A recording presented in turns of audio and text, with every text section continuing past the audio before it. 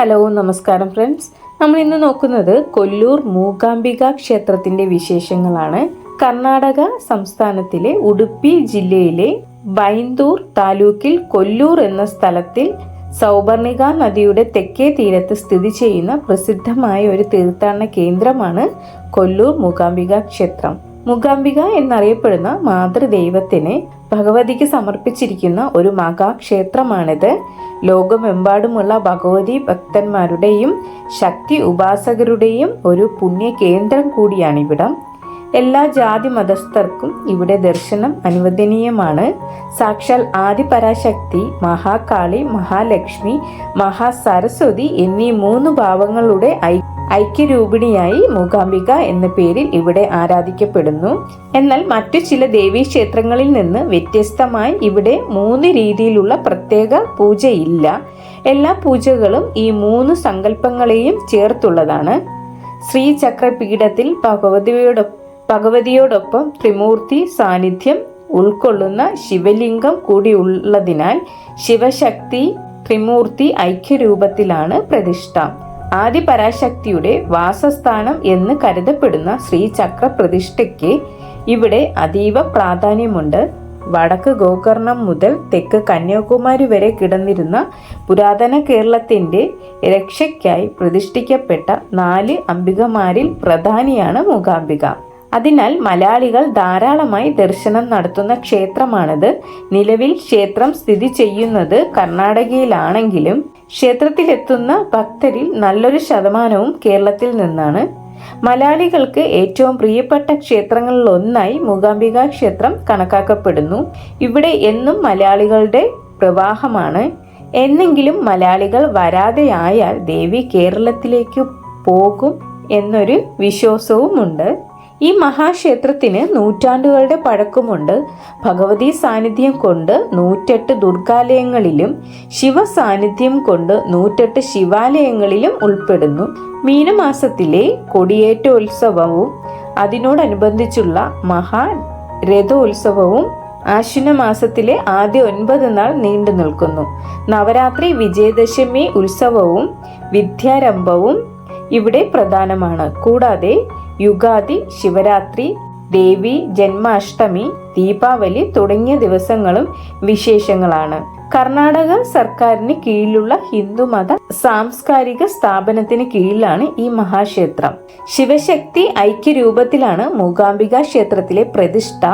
ശങ്കരാചാര്യരാണ് ഇവിടെ ഭഗവതിയെ ഇന്ന് കാണുന്ന രീതിയിൽ ശ്രീചക്രത്തിൽ പ്രതിഷ്ഠ നടത്തിയത് എന്ന് കരുതപ്പെടുന്നു. ശ്രീചക്രത്തിൽ സ്വയംഭൂവായി കുടികൊള്ളുന്ന ജ്യോതിർലിംഗവും അതോടൊപ്പമുള്ള ശങ്കരാചാര്യർ പ്രതിഷ്ഠിക്കപ്പെട്ടതെന്ന് വിശ്വസിക്കപ്പെടുന്ന സിംഹവാഹനയായ മൂകാംബിക ദേവിയുടെ പഞ്ചലോക വിഗ്രഹവുമാണ് ഈ ക്ഷേത്രത്തിലെ മുഖ്യ പ്രതിഷ്ഠകൾ. മുകളിൽ ഒരു സ്വർണരേഖയുള്ള മേൽപ്പറഞ്ഞ ശിവലിംഗം അതുവഴി 2ആയി പകുത്തിരിക്കുന്നു. ഇതിൽ വലത്തെ പകുതിയിൽ ബ്രഹ്മാവ്, വിഷ്ണു, മഹാദേവൻ എന്നീ ത്രിമൂർത്തികളുടെ സാന്നിധ്യവും മറുവശത്ത് പരാശക്തിയുടെ 3 ഭാവങ്ങളായ മഹാകാളി, മഹാലക്ഷ്മി, മഹാസരസ്വതി എന്നിവരുടെ സാന്നിധ്യവും കണക്കാക്കപ്പെടുന്നു. മേൽപ്പറഞ്ഞ സ്വർണരേഖ തുല്യമായിട്ടല്ല ശിവലിംഗത്തെ പകുത്തിരിക്കുന്നത്, മറിച്ച് അല്പം വലത്തോട്ട് മാറിയാണ്. ത്രിമൂർത്തികളെ പ്രതിനിധീകരിക്കുന്ന വലതുഭാഗത്തിന് തന്മൂലം വലിപ്പം കുറവാണ്. ഇതുമൂലമാണ് ഇവിടെ ദേവീ സാന്നിധ്യത്തിന് കൂടുതൽ പ്രാധാന്യം വന്നതും.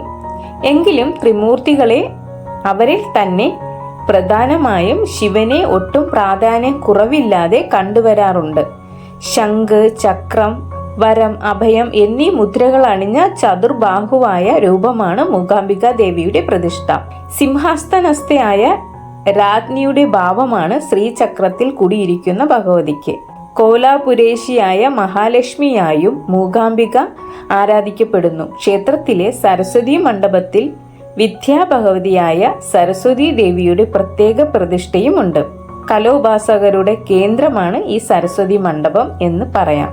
ക്ഷേത്രത്തിന്റെ വടക്കുഭാഗത്തായി മറ്റൊരു ചെറിയ ക്ഷേത്രം കാണാം. ഇവിടെ ചാമുണ്ടിയാണ് പ്രതിഷ്ഠ. ചൗഡേശ്വരി എന്ന പേരിലാണ് ഈ ദേവി അറിയപ്പെടുന്നത്. ഇങ്ങനെ 3 രൂപങ്ങളിൽ ദേവിക്ക് ഇവിടെ പ്രതിഷ്ഠകളുണ്ട്. ഇതെല്ലാം ചേർന്നതാണ് മൂകാംബിക ദേവിയുടെ സങ്കല്പം.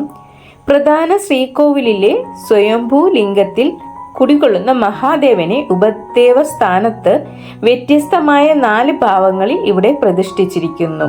പ്രാണലിംഗേശ്വരൻ, പാർത്ഥേശ്വരൻ, നഞ്ചുണ്ടേശ്വരൻ, ചന്ദ്രമൗലീശ്വരൻ എന്നീ പേരുകളിൽ ഗണപതി, മഹാവിഷ്ണു, സുബ്രഹ്മണ്യൻ, ഹനുമാൻ, ശ്രീകൃഷ്ണൻ, വീരഭദ്രൻ, നാഗദൈവങ്ങൾ എന്നിവയാണ് ക്ഷേത്രത്തിലെ ഉപദേവതകൾ.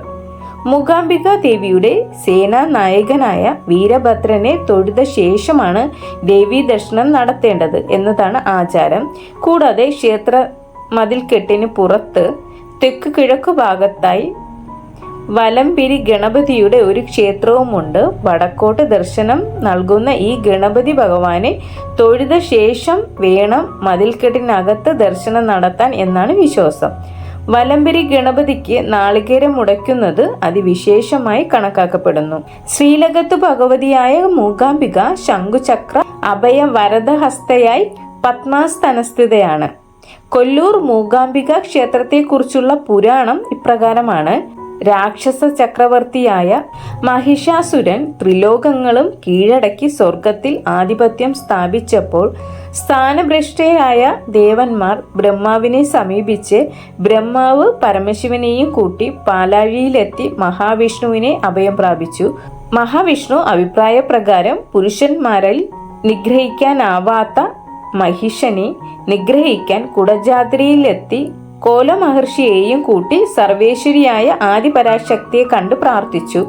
ഇവരുടെ അപേക്ഷ പ്രകാരം ദുർഗാ ഭഗവതി മഹിഷാസുരനെ വധിച്ച് തേജോരൂപിണിയായി വാനിൽ തിളങ്ങി നിന്നു. ഈ സമയം ത്രിമൂർത്തികൾ പ്രത്യക്ഷപ്പെട്ട് ഇന്ന് കാണുന്ന ക്ഷേത്ര കേന്ദ്രത്തിൽ ജ്യോതിർമയിയായ ശ്രീചക്രം ഉണ്ടാക്കി ഭൂമിയുടെ രക്ഷാർത്ഥം മഹാകാളി, മഹാലക്ഷ്മി, മഹാസരസ്വതി ഐക്യരൂപത്തിൽ പരാശക്തിയെ പ്രതിഷ്ഠിച്ചെന്നാണ് വിശ്വാസം. ദേവലോകം നശിപ്പിക്കാൻ ശക്തിയും അമരത്വവും നേടാനായി കംഹാസുരൻ മഹാദേവനെ തപസ് ചെയ്യുന്നതിൽ പരിഭ്രാന്തരായ ദേവന്മാർ പരാശക്തിയെ വീണ്ടും അഭയം പ്രാപിച്ചു. തപസ്സിൽ പ്രീതനായി മഹാദേവൻ പ്രത്യക്ഷപ്പെട്ടപ്പോൾ കംഹാസുരന്റെ നാവിൽ കുടിയേറിയ ഭഗവതി ഇയാളെ മൂകനാക്കിയത്രേ. മൂകനായ കംഹൻ വരമൊന്നും ചോദിക്കാതെ വന്നപ്പോൾ ബ്രഹ്മാവും മടങ്ങി. ഇങ്ങനെ കംഹനെ മൂകനാക്കിയതിനാലാണ് ദേവിക്ക് മൂകാംബിക എന്ന പേര് വന്നതെന്നാണ് വിശ്വാസം. കംഹൻ അതിനുശേഷം മൂകാസുരൻ എന്നും അറിയപ്പെട്ടത്രേ. തപോലക്ഷ്യത്തിന് വിഘ്നം നേരിട്ടതോടെ കോപിതനായ മൂകാസുരൻ ദേവലോകം ആക്രമിച്ചു. പിന്നീട് ഭഗവതി എല്ലാ ശക്തിയും ആർജിച്ച ശരീരം ധരിച്ച് മൂകാസുരൻ നിഗ്രഹം നടത്തുകയായിരുന്നു. തുടർന്ന് ത്രിമൂർത്തികൾ ഈ ഭാവത്തിൽ ആദിപരാശക്തിയെ കൊല്ലൂരിൽ കുടിയിരുത്തുകയും ചെയ്തു. ഇങ്ങനെ ത്രിമൂർത്തികൾ പ്രതിഷ്ഠിച്ചതാണ് ഈ ഇന്ന് കാണുന്ന ത്രിമൂർത്തി സമേതയായ മൂകാംബിക പ്രതിഷ്ഠ. പിന്നീട് ശ്രീ ശങ്കരാചാര്യർ ഇവിടെ എത്തി തപസ് ചെയ്ത്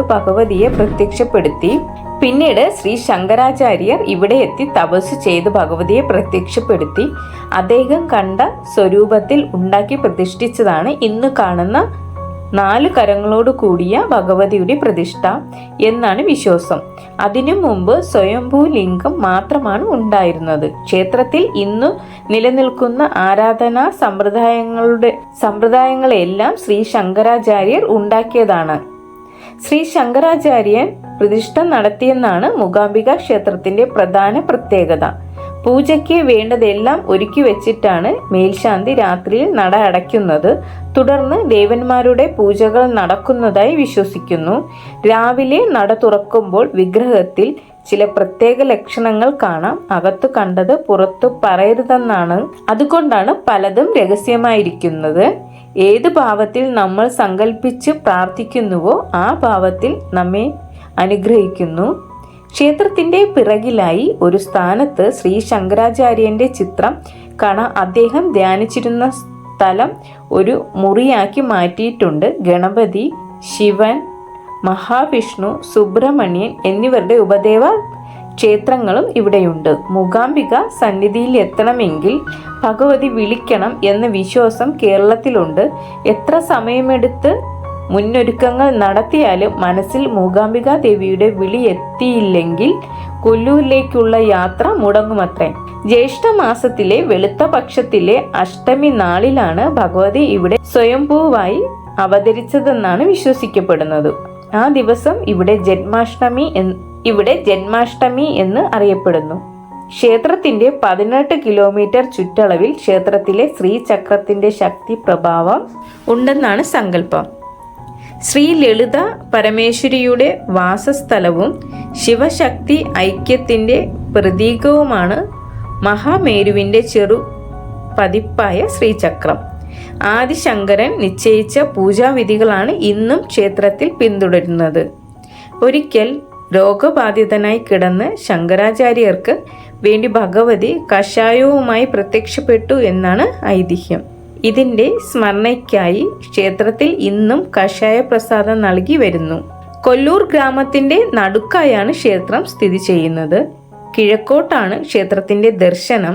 ക്ഷേത്രത്തിന്റെ 4 വശവും നിരവധി മലകൾ ചുറ്റി നിൽക്കുന്നു. 12 അടി ഉയരമുള്ള ആനപ്പള്ള മതിൽ ക്ഷേത്രത്തെ ചുറ്റി നിൽക്കുന്നു.